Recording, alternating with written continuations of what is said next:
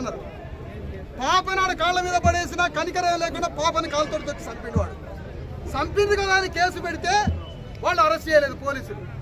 Arrest ఎందుకు చేయలేదని శవాన్ని పెట్టుకొని ఇప్పుడు ఇక్కడ కూర్చున్నది. ఇప్పుడు కూర్చున్న తల్లిని అరెస్ట్ చేయాలనుకుంటారు. ఇంత దుర్మార్గులు ఉంటారా? ఇంత దుర్మార్గుల దేశం మీద ఉంటారా? అంటే పోలీసులు ఒక గుడిలోకి పోయి దండం పెట్టుకోవడానికి చాకలోళ్ళు గుడిలోకి పోతే, ఆ గుడిలోకి పోయినప్పుడు పైసలు కట్టలేదని గుడిలోకి పోతే ఇష్టం వచ్చినట్టుగా లంజల్లారా లమిటిల్లారా కొట్టి కొట్టబాకండి 3 గంటలు కొట్టారు. 3 అవర్స్ కొట్టారు. గదిలో పడేసి జుట్టు పట్టుకొని జాకెట్లు గుంజి కొట్టి చంపారు. అట్లా కొట్టినాక పాపని తీసుకుపోయి కొట్టబాకండియా, తల్లిని కొట్టబాకండియా. 2 నెలల పచ్చి బాలింత 2 నెలల పాపని తీసుకుపోతే ఆ పాపని తీసుకుపోయి కాళ్ళకాడ పెడితే వాడు కనికరిస్తాడేమో అని, వాడు పులిలాగా కొడుతున్నా ఆ పులికి కూడా కనికరం ఉంటుందని పాపని తీసుకుపోయి ఆ పులి కాళ్ళకాడ పెడితే ఆ పులి పాపను కూడా కాటేసి చంపేసింది. ఇలాంటి వాడు పాకిస్తాన్ ఉగ్రవాది కూడా చేస్తాడు ఈ పని. ఉగ్రవాదన చేస్తాడు ఈ పని.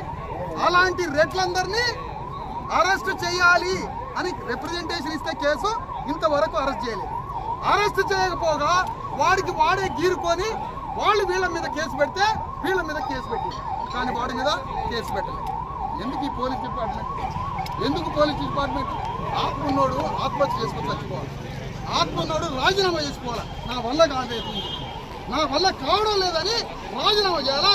టోపీ తీసి అవతల పడేసి యూనిఫామ్ తీసి అక్కడ పడేయాలి.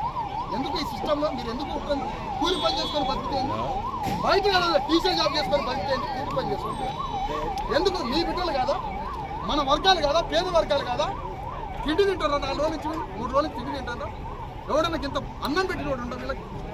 మళ్ళా ఇది అరెస్ట్ చేయట్లేదని, ఎందుకు మాకు న్యాయం చేయట్లేదని ఆ బిడ్డను తీసుకొని ఇక్కడ కూర్చోబెడితే ఇప్పుడు తల్లిని అరెస్ట్ చేయాలని మళ్ళీ వచ్చారు.